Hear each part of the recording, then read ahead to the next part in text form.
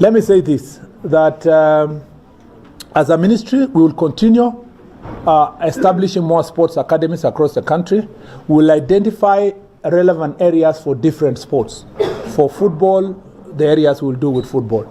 For the athletics, we will do what we need to do in athletics.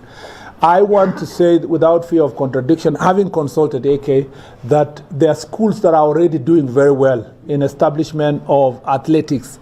And we want to go there and support those schools. As a ministry, even with the little resources we have, we will find ways of supporting those schools, perhaps to even prepare their training grounds to look better, and then for them to be able to access better training facilities. This we will work with the Ministry of Education. This is a collaborative effort, but we will see how we can extend that support. I know a number of schools personally, since I schooled in one of them, that have a bias towards establishing a training ground for the athletes. We want also to encourage a Ministry of Education. This is something you will see me with CS Migos. We must formalize our engagement between sports and education in terms of a memorandum of understanding to see how the certain schools will give full scholarships to athletes so that they don't think about school fees. They go to those schools and their focus is education and train for the different disciplines that they want to participate in.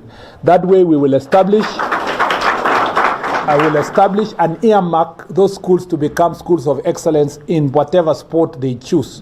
If it is athletics, if it is football, if it is rugby, if it is basketball, if it is tennis, if it is swimming, we need to take advantage of the infrastructure that's already existing in schools to make sure that we grow talent.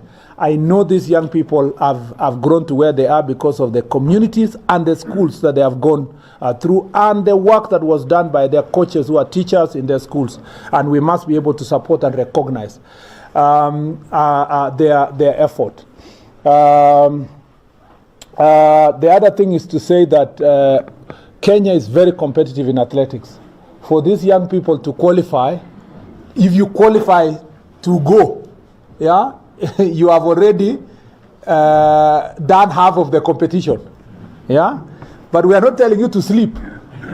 Yeah, there are other countries that are also copying us and training and so forth. One of the things I've been told since I came to office is that what is lacking in training of athletics is science, is scientific, applying science towards athletics. And therefore provision of facilities that can have equipment and technology and training that is commensurate to the times that have changed so far.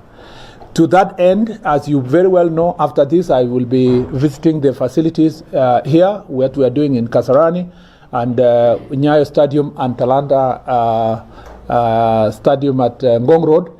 And we want to make sure that all the stadia that are built in the country, whether by private sector or by county government or by national government, meet particular certified standards so that nobody will build a stadium without getting the certified standards. Otherwise, we will have the situation where in the first term of county government, so many county governments build stadia that not last even 5 years. Even the Tata did not last 1 year. Yet public resources have been expended and yet we don't get benefit as a nation.